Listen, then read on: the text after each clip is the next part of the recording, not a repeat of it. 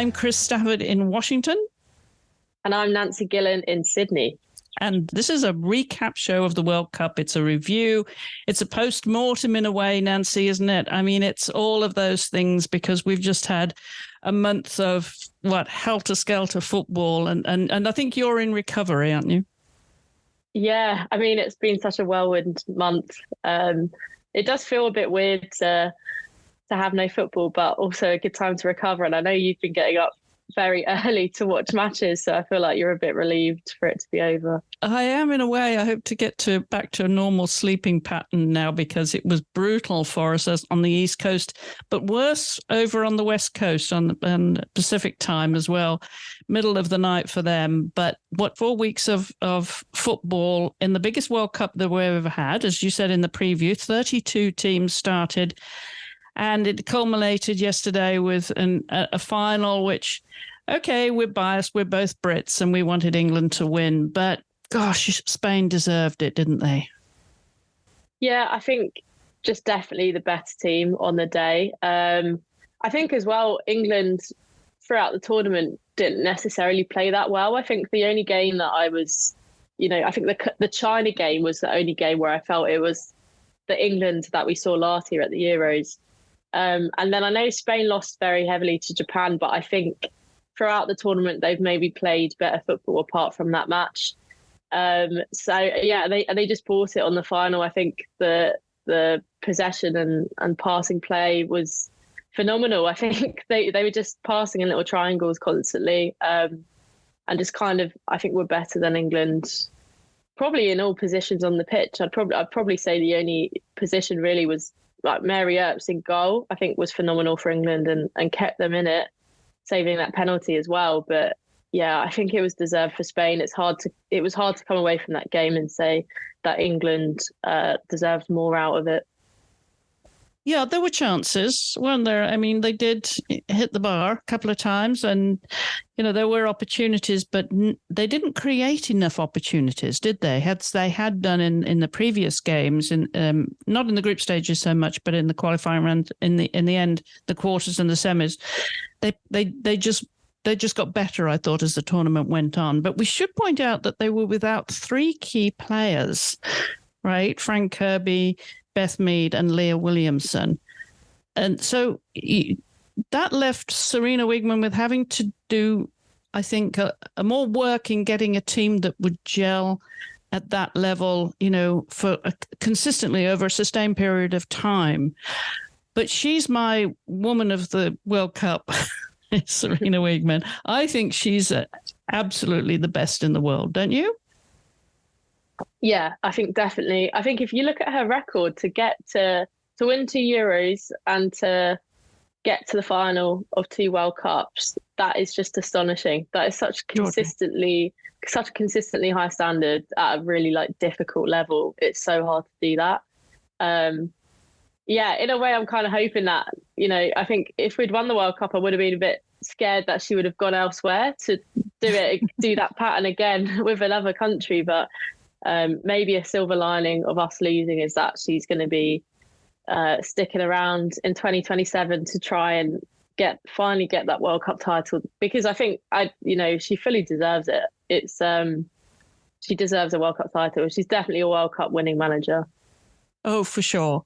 But her contract goes through to 2025 anyway. And so, we've got Paris Olympics to look forward to next year and more to come before then. I mean, they're back in international competitions in October, I believe. So they just get a bit of time off now. But just going back to Spain and Spain's performance, because there was a few pundits on these shores that had called it Spain's World Cup right from the start, not least of all Carly Lloyd, who said that and Tobin Heath, who's going to get a mention later on in the show, by the way, Tobin and Kristen. But there were people that called it, way back at the start of the tournament. What were your thoughts? Because I know going into it, of course we hoped England would win. And, I have got 2 teams in there and the US did not progress as we expected. But what were your thoughts on Spain? Yeah, I can't say that I predicted them to win, and that not because they're not a talented team, because they are. And like, if you look at club football and you look at Barcelona, who are what you can't really compare with the US teams. We don't know how they stack up against each other, but definitely in Europe, by far the best women's team. And so many Barca's players play for Spain, and you've got Alexia Putellas and Aitana Bonmati, and such amazing players.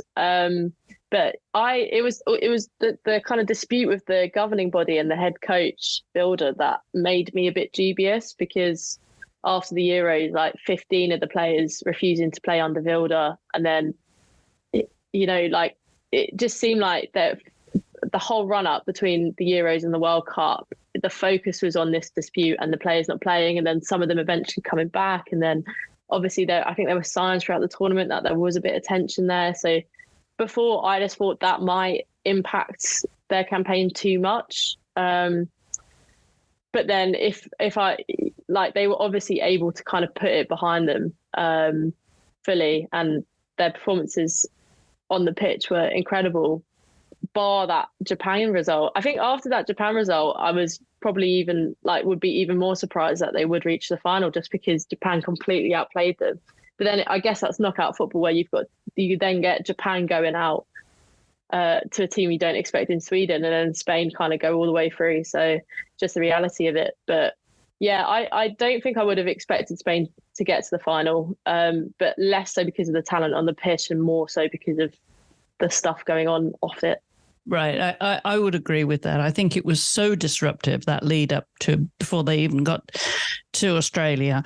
How they united as a team. I think they were playing for one another, not for the coaching staff so much, and not for the admin side of things because of how they've been treated. But I think it seems like they came together for each other for this, which I thought was tremendous and showed incredible spirit and gamesmanship, and they deserved it very much so, I thought, on the day. But no, I like you, I wouldn't have predicted them even as they were going through the tournament. I thought, I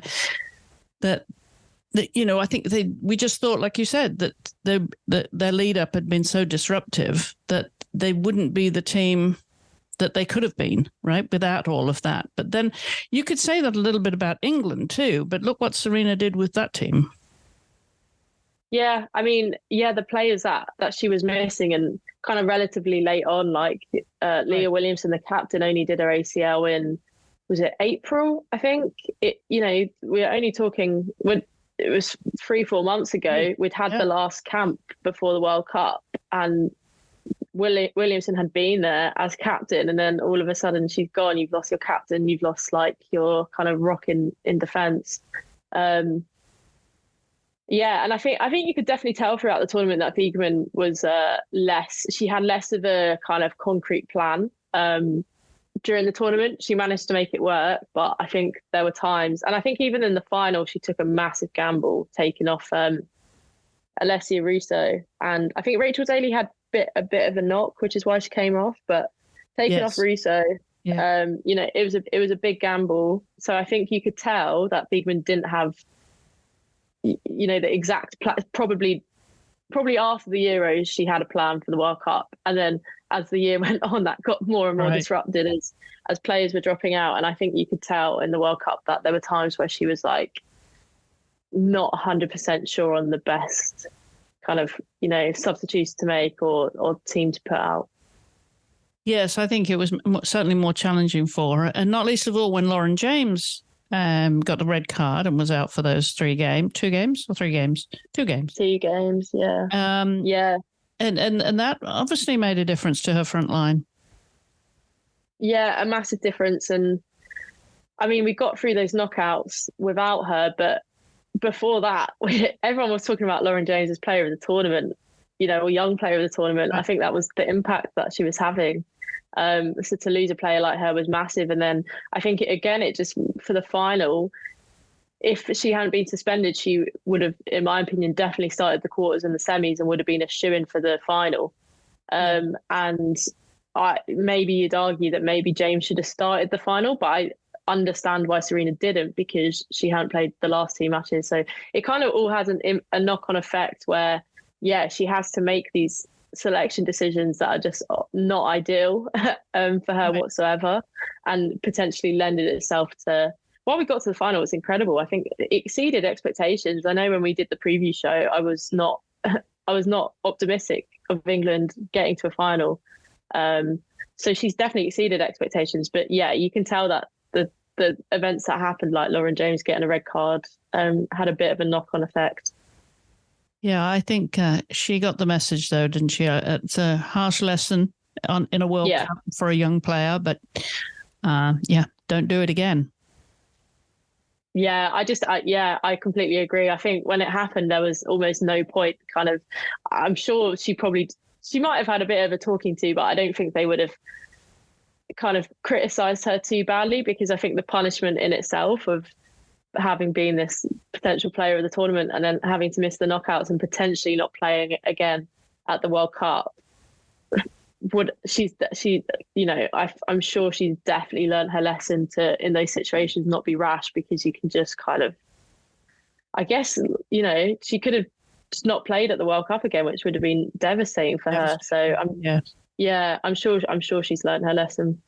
Yeah, hopefully. A player with so much potential, so much to offer. There's such depth in that squad now. Hopefully the others that were left at home with injuries will be coming back shortly, if not for the internationals in October, maybe, but later in the year. There's so much to look forward to with that team, really, so much depth. But just can we go back to Spain, because I do want to give a mention to the captain, Olga Carmoni, who had obviously the highest of highs and the lowest of lows on the final day, winning, being the captain, scoring the only goal in a World Cup final, and then to learn that her father had passed away a couple of days before. You cannot imagine the roller coaster of emotions for her. And I just want to mention that, because I think a sporting event of that magnitude takes you to the highest of highs. And then when you have a family tragedy to that extent, must be just beyond heartbreaking. I mean, when do you break that news to her, Yeah, I think I was thinking that as well. You'd want to allow her to celebrate, but then also, I guess, you'd want her to know. And I think she summed it up perfectly herself. I think she wrote on Twitter, it was the best day of her life and the worst day of her life, which, yeah, just so sad. Very, very sad. And because it affects all the team members. Once they hear, it tempers the mood for everybody, doesn't it? Yeah, definitely. I think they would have been gutted for her. She kind of, their hero as well. Yeah. The player that won them the World Cup. It's just a really, really difficult situation. Awful. But I believe her mother and her brothers, family came over to be there to support her. So yeah, at least she's with her family, but they're already back in Madrid and they're getting a ticker tape parade through the streets of Madrid, I think, as we speak. So, good for them and good for the sport. And hopefully their internal politics will be sorted out as well, because there's still work to be done, I think, there. Can we mention the US briefly? Yeah, if you feel happy to, if it's not going to make you too sad. Well, I had two dogs in this fight, England and the US. And the US, I think we talked about this in the previous show, Nancy, no expectations, because this was a transition team. Didn't expect them to get through to the final. But I think disappointing would be an understatement, because I think that as a transition team, it was very poorly managed. And there was high expectations. Putting Alicia Thompson, an absolute rookie who'd never played in a World Cup, starting in the first game, right across the board, and with everything they did out there, was some very bad decisions, in my opinion. But we know Vlatko and Andonovski, his contract was coming to an end at the end of this year, but he has already resigned. Time for new management, time to look ahead to the Olympics and to, I think, find somebody who knows how to manage a transition team, Nancy, don't you? I mean, you've got the young young bucks, if you like, the young players coming along, so much talent on that US team. And then you've got veterans who are coming towards the end of their career. But that is, in a way, a perfect marriage, isn't it? If you handle it right, because you're bringing on the young blood and you're introducing them to an international level competition, and with all that experience of the veterans, it should be a marriage that works really, really well if you know how to play it.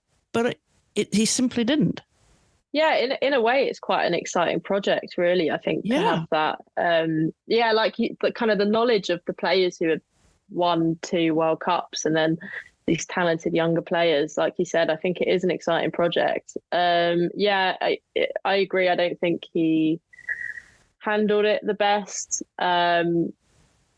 And yeah, probably just wasn't quite up to scratch to have that kind of, I guess, handle a project of that magnitude. So yeah, I'm really interested to see who the US get in next. And I think just interested to see the rebuild and kind of, we've just come out of a period where the US have been the most dominant and fearful team in the world. And I'm interested to see whether they ever get back to that level of being terrifying to play, or whether this period has kind of now meant that teams have overcome that fear. I'm sure they get back to winning World Cups, I have no doubt, but I guess it's kind of that fear factor. How do you get that back? So yeah, that's going to be really interesting to see.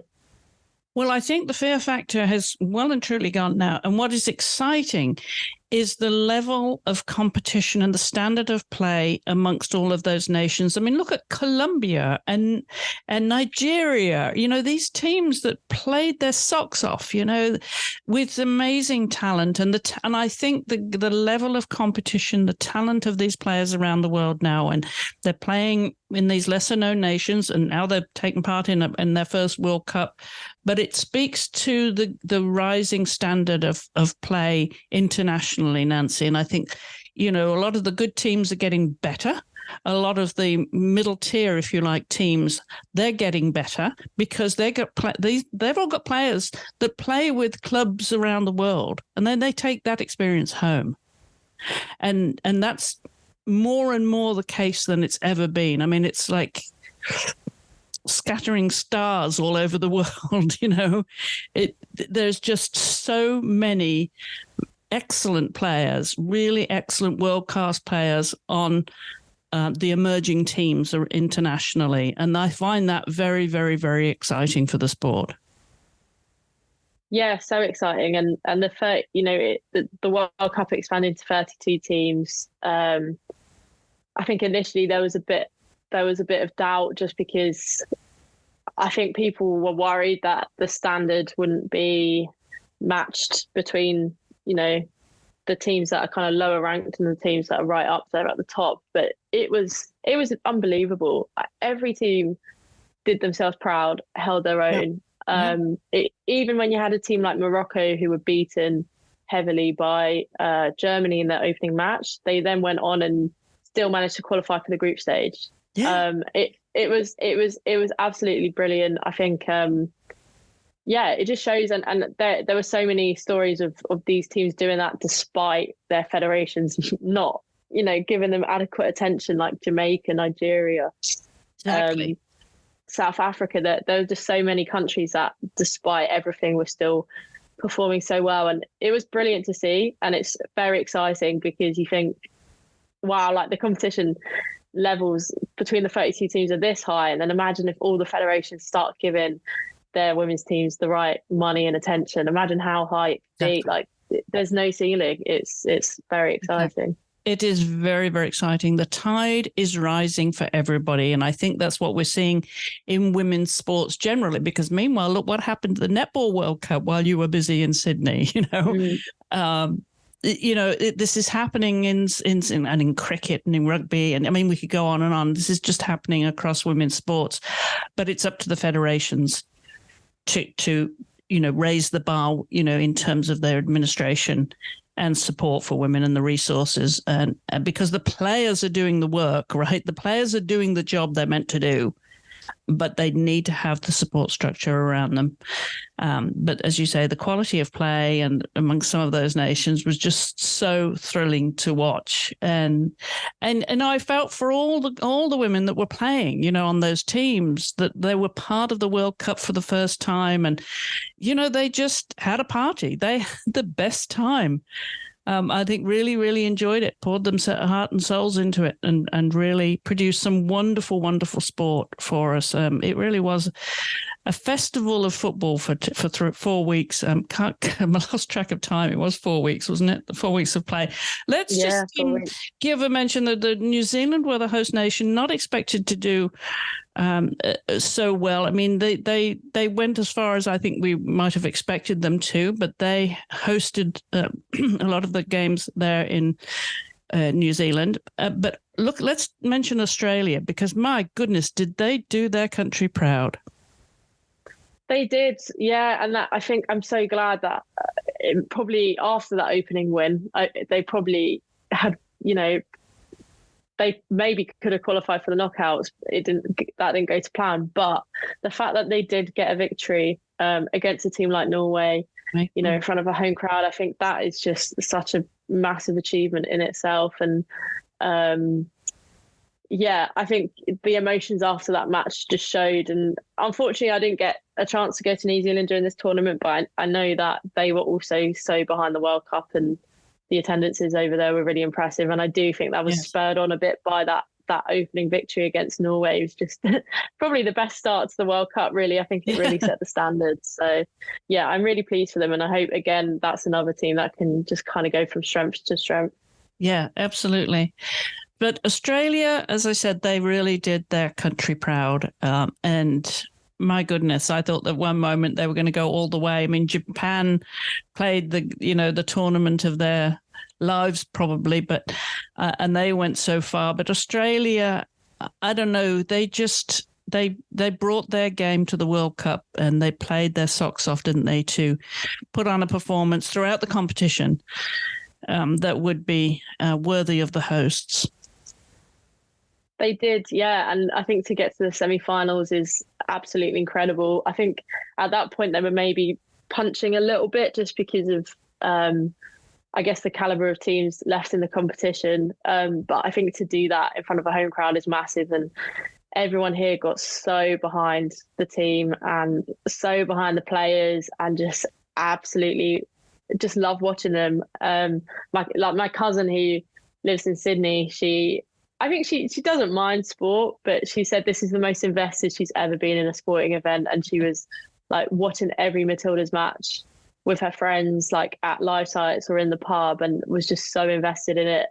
And I think that was just the same with everyone across the country. And yeah, on the pitch, it was, I think that 4-0 win against Canada was the turning point. And then again, that it's always a bit of jeopardy. I think that hooks people in. So the fact that they had to win that match against Canada, and then the penalty shootout against France, which was the longest penalty shootout ever, that kind of just hooks people in. So I think to have that drama as well got people really invested. And yeah, I really hope they can do something with this. Like, you know, Australia has so many sports that they love, but I'm hoping that they can use it to really kind of boost up the women's A-League here and make women's football. I think it's just such a unique opportunity, because I think back in England, men's football is like untouchable. It's just so popular. There's so much money put into it. So women's football is kind of always playing second fiddle, I think, no matter how well the Lionesses do. But over here, I think it's already the case. I think the Matildas are bigger than the Socceroos. And I think you could get the women's football league here bigger than the men's league, which would be incredible. So I hope they really use such an incredible tournament and just change women's football here forever. Yeah, it looks like it's going in that direction for sure. And because a lot of these Matildas now are stars, you know, their personalities, and, you know, the media is going to continue to follow them and keep them in the spotlight. So that's going to help, hopefully, and increase the sponsorship dollars and the federation's input That'd be great for the sport and great for the girls. So congratulations to Australia. And I would say congratulations to both countries for hosting such a wonderful 4 weeks of that World Cup. But I do want to mention the teams that, I still can't get over that went out so abruptly. Some of the favorites like Germany and Brazil and Canada, just those three heavyweight countries, they collapsed. What happened? Yeah, I mean, Germany was the one that I was most surprised by. As you know, I predicted Germany to win, which was a horrible prediction now. But it was, I couldn't quite believe it, just because they'd absolutely annihilated Morocco. I think it was 6-0 or 7-0 in that opening game. And then they lost to Colombia, but narrowly. And then couldn't find the winner against South Korea. But it didn't feel like they played badly enough to go out, or it didn't feel like they'd got the results to be going out in the group stage.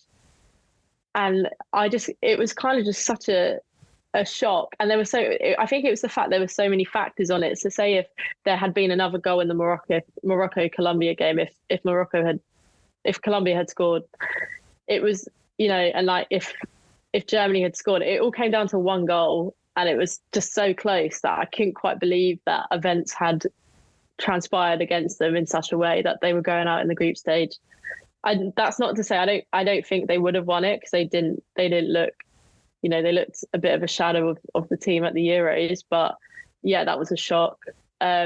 Brazil was a shock, I think, again, because they hadn't necessarily played badly. I think, again, their first match, they looked really good. And then it was just kind of like, it just one goal in it again, couldn't get the win against Jamaica. I was sad about that one, because it was sad to see Marta go out in the group stage. But yeah, again, Brazil, people were talking about Brazil as their favourites. And Canada as well. It was just another shock. And I think what's interesting is that there was a lot of, in this World Cup, that was really, really fine margins. Like, even if you look at England's group stage, the big win against China, but then Haiti and Denmark, there could have been like one thing that happened and they would have drawn that game. The Haiti game, Mary Earps again was incredible. Maybe if we had a lesser keeper, maybe it would have been 1-1 when we wouldn't have got out of the group stage. And then you could have looked at like, right, Germany managed to find a goal against South Korea. Maybe they could have actually gone all the way to the final. It was a World Cup that was just determined on like the tiniest margins.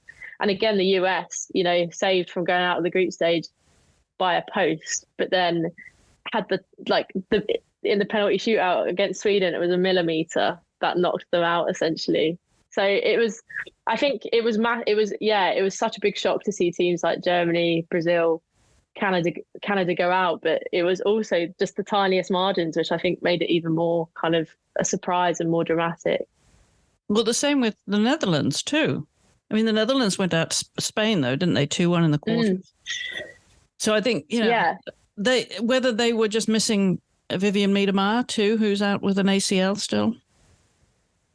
Yeah, I think potentially. I think the Netherlands, Miedema was such a big team for them. I thought they were actually better maybe than I thought they were going to be. I think their new manager, Jonker, I think he seems really good and has seemed to get the best out of a really talented team. So when Miedema comes back, I reckon the Netherlands could be a team to watch, because he seems like a really good manager.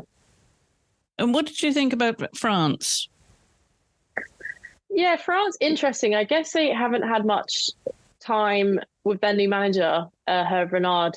That all happened again, quite a disrupted run up to the World Cup that only happened a few months ago, where they got a new manager.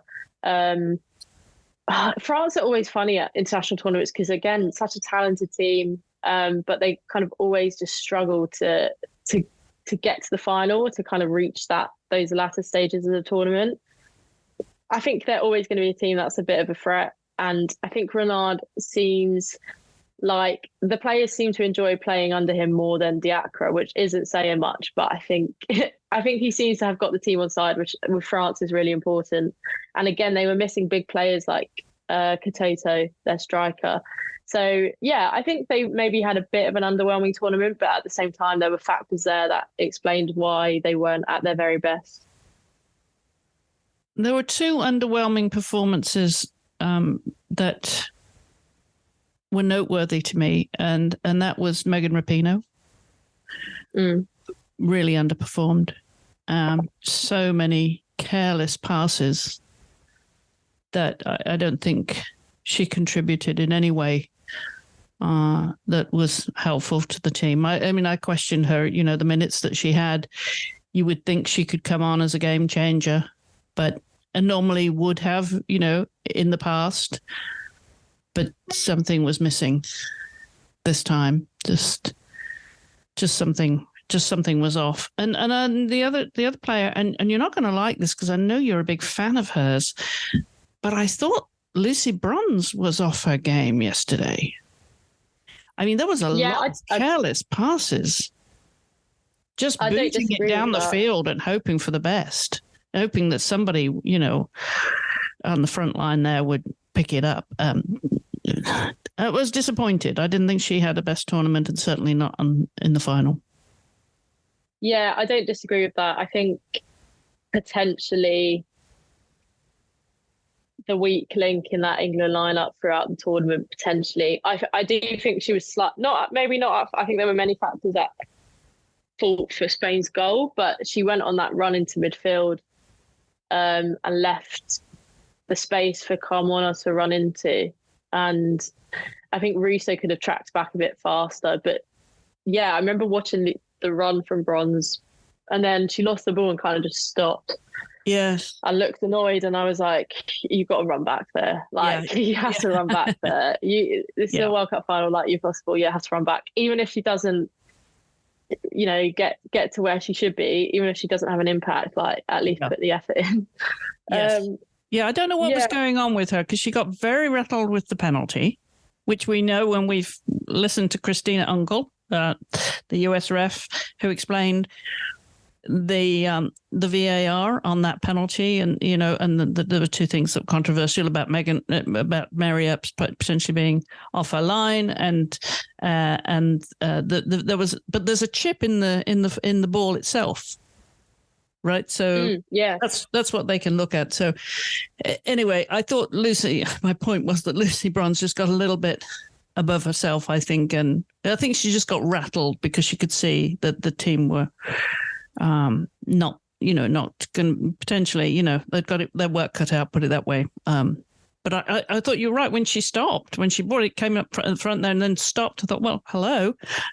That was unlike her because she's like a terrier running all over the place. Yeah. It was a bit unlike her.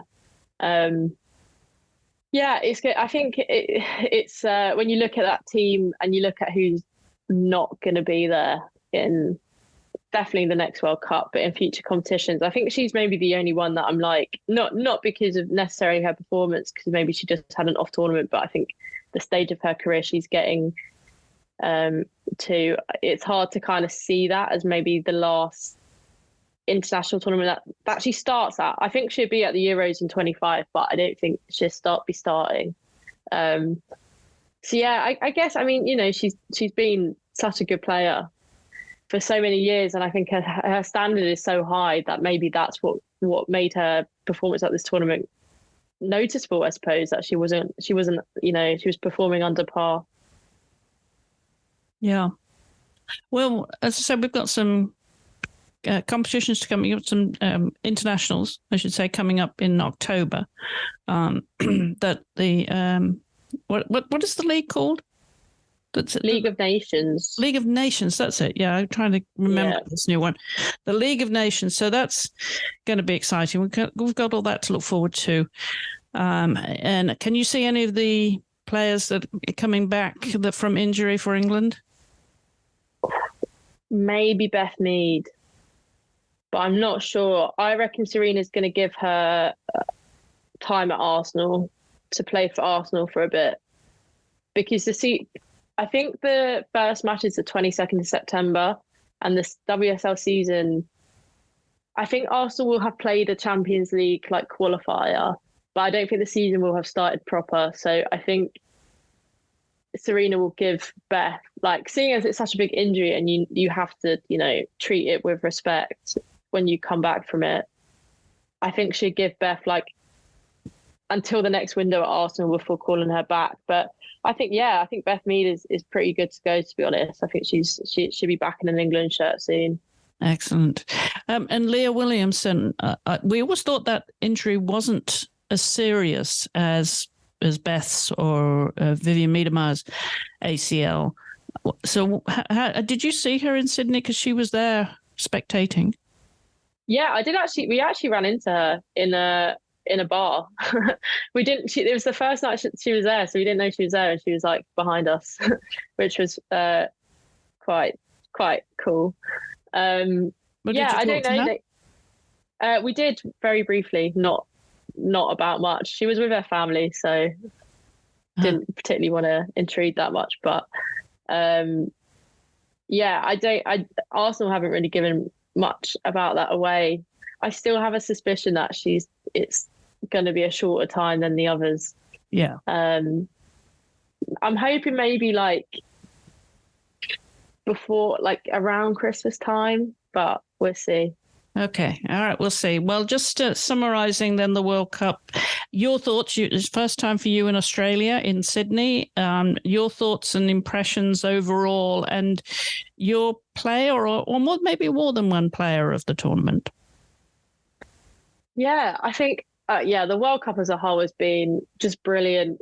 I think just set a new standard for what a Women's World Cup can be. I was only in France for 2019 World Cup very briefly, but there just wasn't an atmosphere, and I don't think it was very well advertised. So then to come here and it just be kind of everywhere and advertised everywhere, and there'd be such a big hype, is just incredible.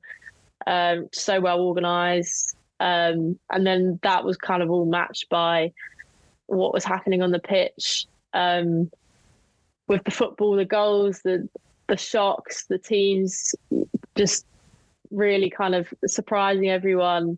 It's just been brilliant. I'm sad that it's over, but I think it really sets the standard for what a Women's World Cup can be. And hopefully just more of the same in the future. Player of the tournament, I'm actually going to pick Alex Greenwood, because I don't think she's going to get much recognition elsewhere. But I thought consistently in every game, she was absolutely phenomenal for England, and wasn't actually starting in the Euros. Obviously a great player. I think it was less to say about her ability and more just the lineup that Beekman wanted to go with Bright and Williamson at the back, and then Rachel Daly and Lucy Bronze on the left and right back. But to kind of come into the team because of injuries elsewhere, and every single performance, I thought she was absolutely incredible. And a lot of England's wins came down to the defence being rock solid, and she was kind of there, always there or thereabouts. And I think just someone that maybe won't get that recognition because she's a defender. So I'd pick her as my player of the tournament. And then a player that I just loved watching, I thought was brilliant, was Linda Caicedo of Colombia. I thought she was just such an exciting talent, and I absolutely loved her winning goal against no, it wasn't the winning goal. It was the first goal against Germany. I think that was my favorite goal that I've watched like live at the stadium. And I think she's such an amazing player. And I think 18, 19. So we're going to see her at multiple World Cups in the future, which is really exciting. So off the top of my head, those are the two players that I think I enjoyed the most watching this tournament. Well, I think we should give a round of applause to the goalkeepers of this world. Yeah, that's true. Don't you think? Yeah. Big round of applause for them. I mean, there has been some phenomenal saving and really just brilliant, consistently brilliant performances by so many different goalkeepers. Just again speaks to the standard, the quality of the game and of these players. So they definitely deserve a shout out, don't you think? Yeah, completely. I think it was just I remember at 2019, because there used to be all the conversations about, making goals smaller and that. And I remember at 2019 when you've finally got these teams that are going professional and have full-time goalkeeping coaches, seeing the glimpse of the goalkeeping, what could be if goalkeepers are given, the training that they need and stuff. Mm. The focus training. And then this World Cup, it's just been another level, like phenomenal, absolutely phenomenal. Which is amazing to see, because that the women's football naysayers, that's always where they go to, isn't it? The goalkeeping rubbish or all of that, and it's just been disproved at this World Cup. And yeah, the goalkeeping's been brilliant. I think give a shout out to Mary Earps, because she was just a legend. Yeah. I mean, saving that penalty, she read that in the final. But as Serena said, once that penalty was saved, she expected the England to come back and score. And I did too. I thought there would be a quick turnaround. So I was disappointed they didn't score. But yeah, for Mary Earps, absolutely brilliant. And she had the trophy to prove it. She seems not a woman you would mess with. Yeah, absolutely not. I think her mentality is unreal. She's brilliant. I'm so glad she's England's keeper. Yeah, for sure. Well, congratulations to all of the goalkeepers wherever you are in the world. That was a wonderful, wonderful performance. I think to everybody, to the new teams that stepped up and took part in their first World Cup, and to those that have been struggling with problems, political issues back home, with their federations, to all of them, to all of the rookies that have showed so much promise. There's so much stardom out there, so much stardust. I think it was absolutely thrilling. And I'm glad you were down there to experience it firsthand, Nancy. I mean, that's a wonderful, wonderful opportunity for you. Lots of memories that you will take home. Any final thoughts? Yeah, I mean, just like, I think you summed it up well. It was just absolutely brilliant. And I'm just so proud of women's football, I think, for putting on such a spectacle for a month, and just honoured to be a part of it and to be here. I think it's a experience of a lifetime I'll never forget. And wherever the World Cup is in 2027, I will be there. For sure.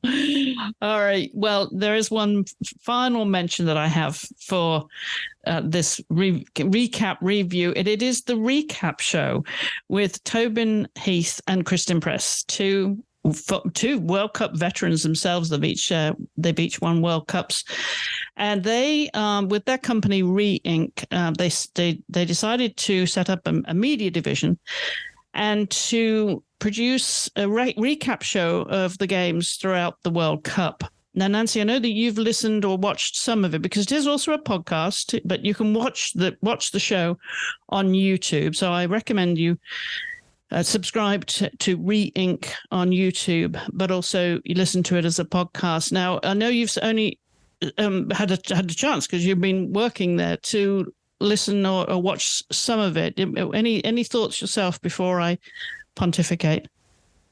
Yeah, no, I've seen clips on Twitter, and it really took social media by storm, didn't it?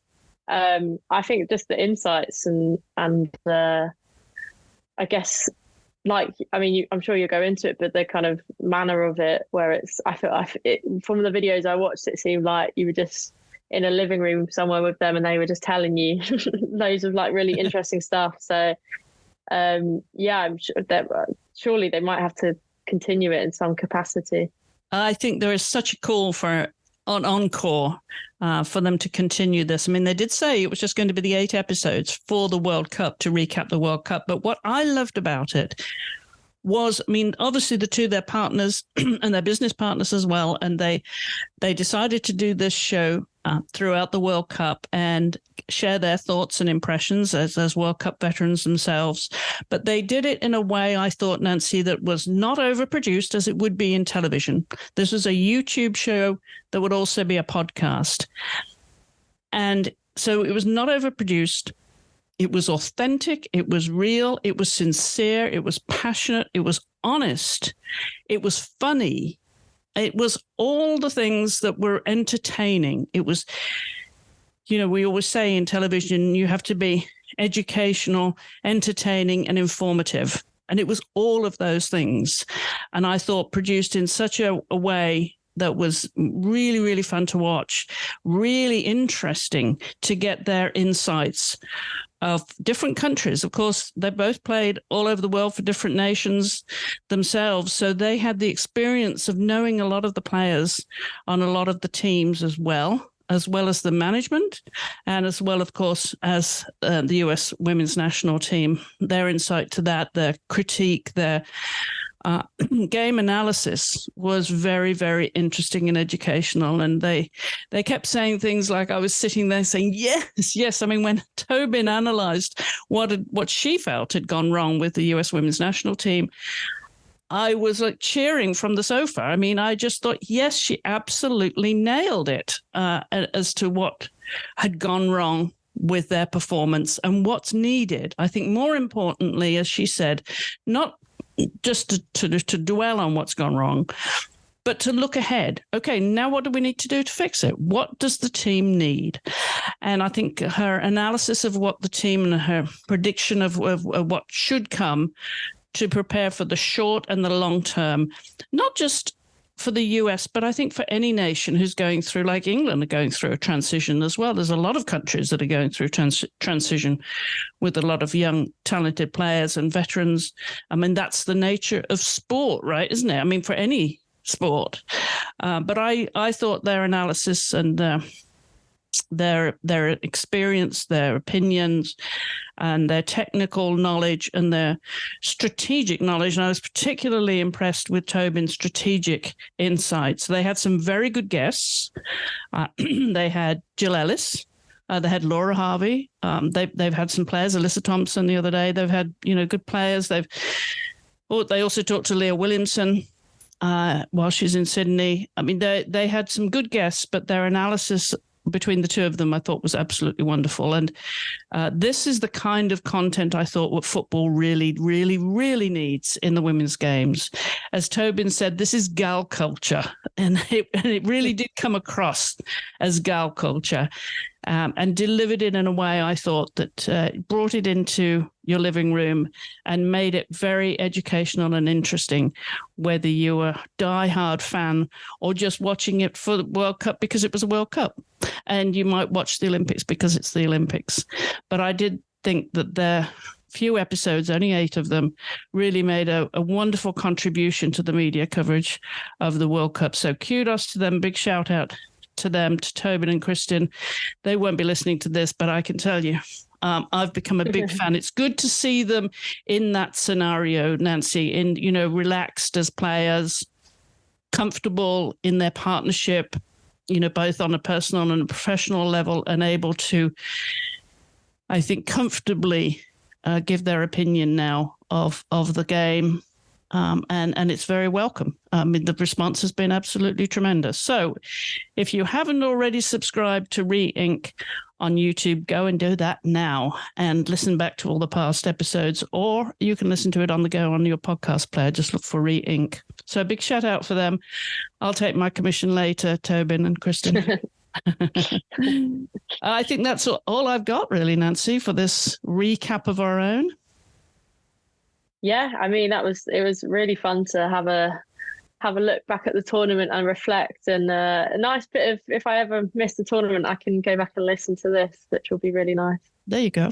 Yeah, absolutely. So what next for you before we let you go back down under?